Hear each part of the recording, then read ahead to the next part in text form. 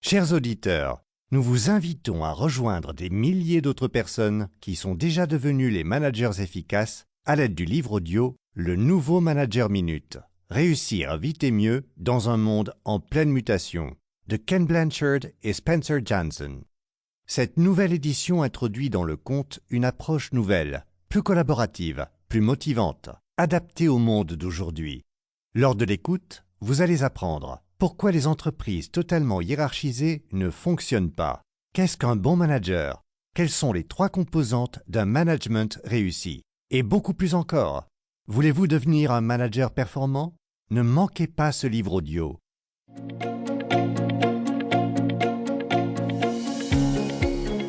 La quête.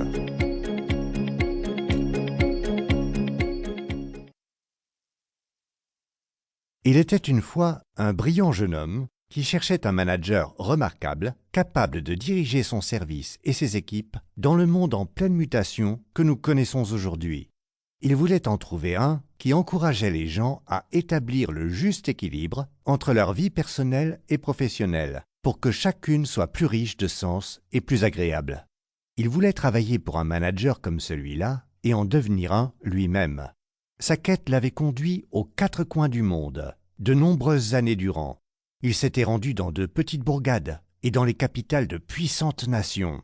Il avait parlé à de nombreux managers, tous confrontés à ce monde en proie à un changement très rapide. Dirigeants et entrepreneurs, hauts fonctionnaires, officiers supérieurs, présidents d'universités et de fondations, mais aussi avec les patrons de boutiques et de magasins, de restaurants, de banques et d'hôtels, hommes et femmes, jeunes et moins jeunes. Il était allé dans toutes sortes de bureaux, grands et petits, luxueux ou spartiates, avec ou sans fenêtres. Il avait constaté que les hommes gèrent les hommes de 1000 manières vraiment très différentes. Mais il n'était pas toujours très satisfait de ce qu'il voyait. Il avait vu beaucoup de managers durs, dont les entreprises semblaient florissantes, mais aux dépens des personnes qui y travaillaient. Certains pensaient que c'étaient de bons managers. Beaucoup d'autres ne partageaient pas ce point de vue. Chaque fois que le jeune homme se trouvait dans le bureau d'un de ces durs, il lui demandait « Quel genre de manager pensez-vous être ?»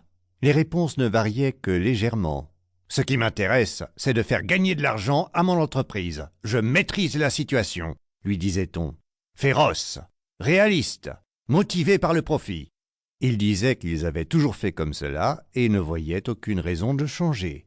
Il avait entendu la fierté dans leur voix, le culte qu'ils vouaient aux résultats financiers. Le jeune homme avait aussi rencontré nombre de managers sympas, dont les collaborateurs semblaient aller très bien, mais l'entreprise moins. Certains de leurs subordonnés trouvaient que c'étaient de bons managers.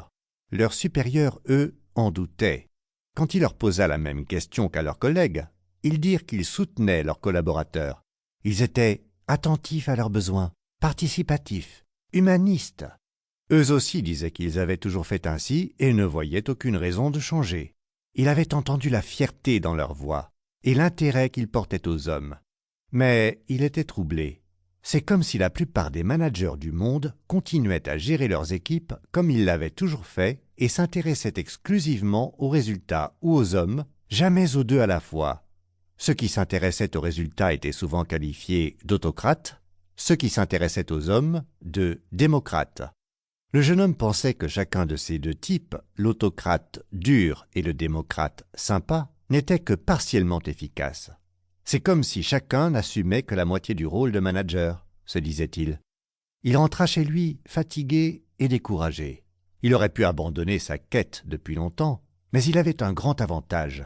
Il savait exactement ce qu'il cherchait. Dans cette période où tout change, pensait-il, les managers les plus performants se gèrent eux-mêmes et gèrent leurs collaborateurs de façon à apporter autant aux hommes qu'à l'entreprise. Le jeune homme avait eu beau chercher partout le manager idéal, il en avait trouvé fort peu. Les rares qu'il avait découverts refusaient de lui révéler leurs secrets. Il commençait à se dire qu'il ne trouverait peut-être jamais ce qu'il cherchait. C'est alors qu'on lui dit monts et merveilles d'un manager extraordinaire, et, qu'il eût cru, ce dernier résidait dans une ville voisine. Les gens adoraient travailler pour lui, et, ensemble, ils obtenaient des résultats fantastiques. Il se murmurait aussi que lorsqu'on appliquait les principes de ce manager à sa vie privée, on en était également récompensé par des résultats remarquables. Le jeune homme se demandait si tout cela était vrai, et, dans ce cas, si cette personne accepterait de lui révéler ses secrets. Poussé par la curiosité, il téléphona à l'assistante du manager extraordinaire pour solliciter un rendez-vous. À sa grande surprise, elle le lui passa immédiatement. Quand le jeune homme lui demanda s'il pouvait le rencontrer, il s'entendit répondre « Je suis à votre disposition à n'importe quel moment de la semaine, sauf le mercredi matin. Dites-moi quand cela vous convient le mieux. »